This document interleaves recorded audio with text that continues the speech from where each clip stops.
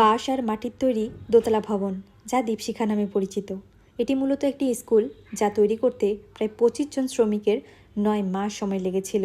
স্কুলটি আয়তনে 5500 বর্গফুট, কক্ষ রয়েছে 60টি। হ্যালো, আমি জয়ী। আজকে এসেছি আমি দীপশিখা স্কুলে। শুরুতেই বলে রাখা ভালো, এটি কিন্তু দর্শনার্থীদের জন্য নয়। এটি একটি স্কুল, তাই আপনি এখানে পিকনিক বা হইহুল্লোড় করার মন মানসিকতা নিয়ে আসবেন না। এখানে আসলে আপনি মাত্র 10 মিনিট সময় পাবেন ঘুরে দেখার জন্য। এছাড়া ভিতরে যানবাহন প্লাস কোনো খাবার নিয়ে ঢুকতে পারবেন না। স্কুলের পাশেই আরেকটি ভবন রয়েছে, যার নাম আনন্দালয়। ভবনটি বর্তমানে দীপশিখা পরিচালিত ILPD প্রকল্পের আওতায় প্রতিবন্ধীদের সেবা প্রদানের নিমিত্তে পুনর্বাসন কেন্দ্র হিসেবে ব্যবহার করা হচ্ছে। বর্তমান প্রকল্পের আওতায় 500 প্রতিবন্ধী শিশু কিশোরদের প্রয়োজনীয় বিভিন্ন ধরনের সেবা প্রদান করা হচ্ছে।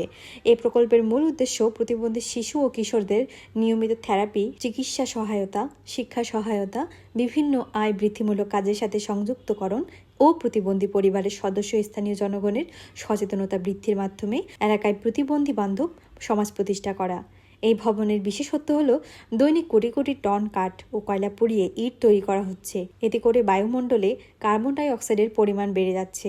এই অবস্থা থেকে প্রকৃতিকে স্বাভাবিক অবস্থায় ফিরিয়ে আনার লক্ষ্যে দীপশিখা প্রকৃতি বান্ধব ভবন নির্মাণের প্রতি গুরুত্ব দিয়েছে, যা সত্যিই প্রশংসনীয়। আমার কাছে বেশ ভালো লেগেছে তাদের এত সুন্দর চিন্তা চেতনা। শুধু আমি কেন, সকলেই এই পরিবেশ বান্ধব ভবনের প্রশংসা করতে বাধ্য হবেন। একদিকে প্রতিবন্ধীদের সেবা, আরেকদিকে পরিবেশকে বাঁচানোর সুপ্রচেষ্টাকে সাধুবাদ জানাই। দীপশিখা ভবনের প্রকৃতি বান্ধব ও নির্মাণশৈলী বিবেচনায় আন্তর্জাতিক স্বীকৃতি লাভ করে। পরিশেষে একটা কথাই বলবো, আসুন আমরা সকলেই পরিবেশ রক্ষায় বেশি বেশি গাছ রোপণ করি। দেখা হচ্ছে পরবর্তী ব্লগে। এ পর্যন্ত সকলে ভালো থাকবেন। টাটা।